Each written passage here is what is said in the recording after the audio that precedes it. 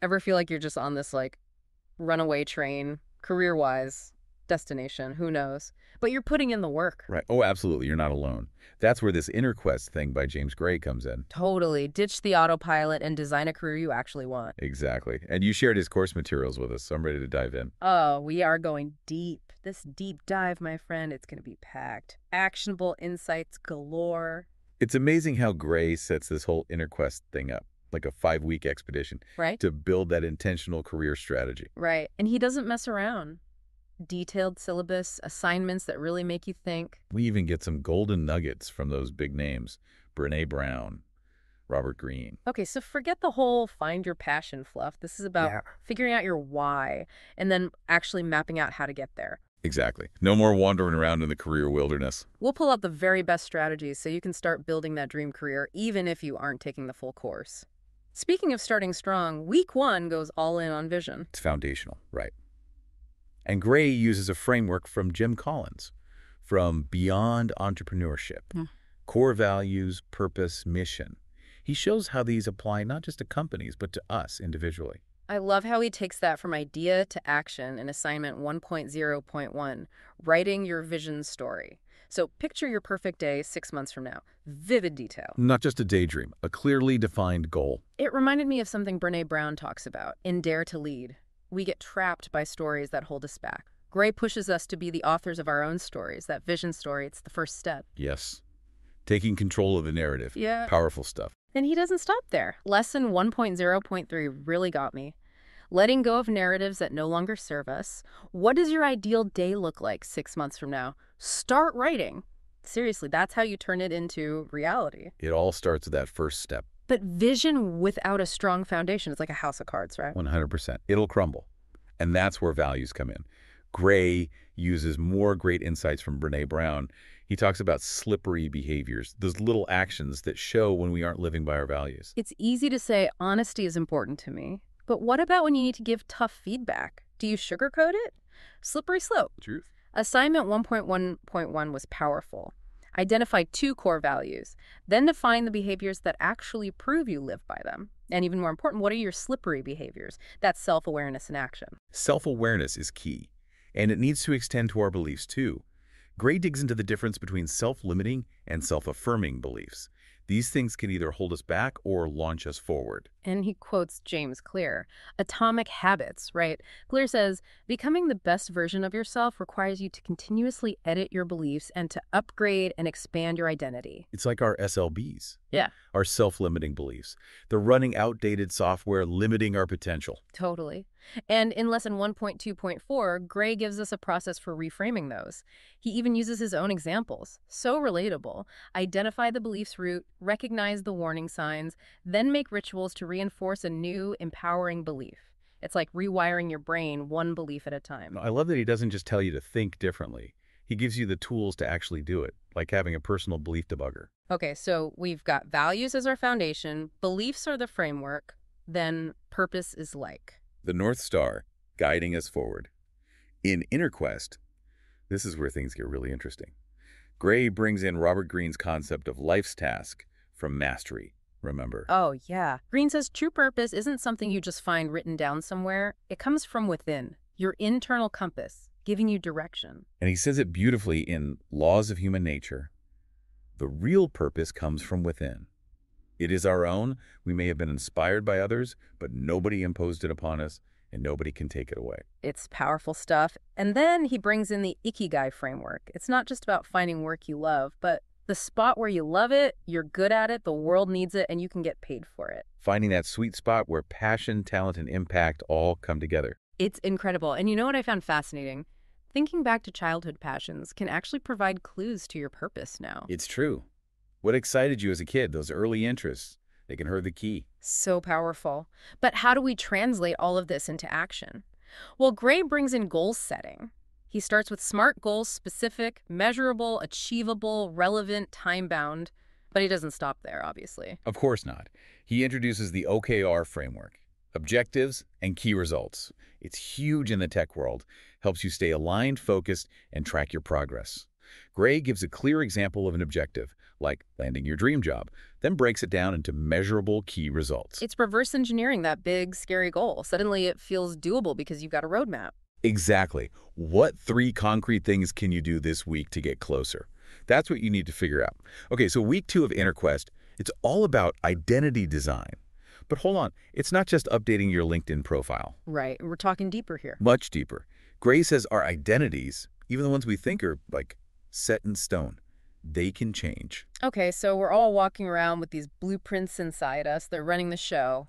Our actions, our outcomes. Exactly. And he's like, what if you could actually redraw those blueprints? Become the architect of your own identity. I love it. Right. In assignment 2.0.1, build a new identity. He wants you to actually create something visual or make a list. What does your ideal self look like? And not just the job title you want. No. The behaviors. Yeah. The habits. Even the emotions that go with that new identity. It's bridging the gap. Yeah. Between who you are now and who you want to be. I like to think of it like trying on clothes. Step into that fitting room. Try on different versions of yourself. See what fits. Find the one that feels right. Totally. And Gray gets it. This stuff can be emotional. He doesn't shy away from that. In Lesson 2.3, he talks about emotional literacy. He brings in Brené Brown's work, Atlas of the Heart. Of course. And he argues that understanding your emotions, it's not just a soft skill, it's strategic in your career. Because emotions can make us or break us, right? We've all been there, hijacked by our feelings, second-guessing everything. Been there. Gray gives you actual tools. The emotion scorecard is interesting. Track how different emotions impact your work. Move from reactive to responsive. Love that. And once we understand our own emotions, then we can set healthy boundaries. Which is huge. And that's week 3. Freedom. Gray's big on boundaries. Yeah. But not in a selfish way. He sees it as creating space to actually thrive. Yes. At work and in life, it's about saying no to the stuff that drains you and yes to the things that light you up. Easier said than done sometimes. Truth. It takes practice. Sometimes it means those tough conversations or saying no to something that looks good on paper, but doesn't align with your goals. He has this great lesson, 3.1, letting go. ooh, that's a good one. What are you holding on to that no longer serves you? And it's not just physical stuff. It's mental clutter. Limiting beliefs, those old stories we tell ourselves. Even relationships. It made me think of that Anais Nin quote. And the day came when the risk to remain tight in a bud was more painful than the risk it took to blossom. Wow, that's perfect. It's like Gray's giving us permission to shed those old layers. Step into your power, even if it's scary.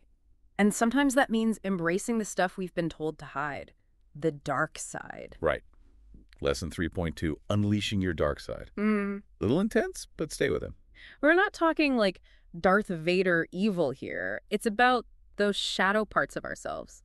Ambition, competitiveness, even anger. Which can be super powerful if you use them the right way. Exactly. Even superheroes have a dark side. It's about integrating those parts, not letting them run the show. He using insights from Robert Greene's Laws of Human Nature again. And even Timothy Grover, the guy who trained Michael Jordan. Wow. Talk about high achievers. It's about tapping into that drive, that relentless pursuit of your goals. And sometimes you need to step outside your comfort zone. Try on a different persona. He talks about the alter ego, right? Yes. And before you think it's too out there, there's actually a lot of research behind this. They let us experiment in a safe way. Push past those limitations. It's like giving yourself permission to be bolder, more assertive, without the fear holding you back. And when you combine that with real skills, unstoppable. Absolutely. And that's lesson 3.4, unique skills. This isn't just any skills. These are the ones that make you stand out, that people will pay for. He wants you to see yourself as a product, a brand, which might sound strange. It is about understanding your value. What do you bring that no one else does? And then hone those skills. Invest in yourself. Become indispensable. Love it. Which also requires a strong network. That's week 4, transformation. Building a network that supports your vision opens doors. It's not just about collecting business cards at some event. No way. It's about those meaningful connections. Mentors, peers, sponsors who believe in you. And your personal brand. How are you communicating your value to the world? Right. Craft that narrative, online and off. Gray really pushes you to refine your message and get it out there. He wants you to own that narrative. So lesson 4.2 is all about being a lifelong learner, creating a learning roadmap. But again, he's not talking about signing up for every random webinar. It's got to be strategic. Yes. What are those knowledge gaps? What will actually move you forward? And these days that means tech too, right? Absolutely. Lesson 4.3. It's not about becoming a coder overnight, but which tools will streamline your work, help you stand out. Can you imagine if Mozart had Instagram? He would have been a rock star. Right.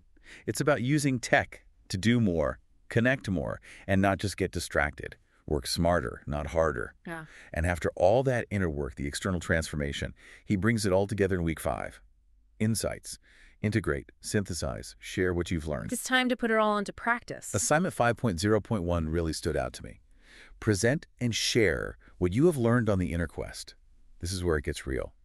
What are your big takeaways? Right. What would you say if you had to present your inner quest to a room full of people? Exactly.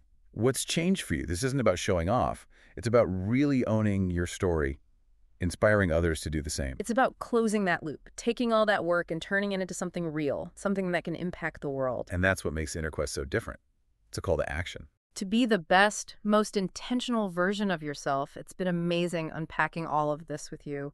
Gray has created such a powerful system for this crazy working world. Even if you don't take the full course, I hope this deep dive gave you some good takeaways, some tools to start building a more intentional career. A career that's more you. So tell us, what's your biggest takeaway? What will you apply to your journey today? Let us know. Keep asking those questions, push those boundaries, and design a career that really lights you up.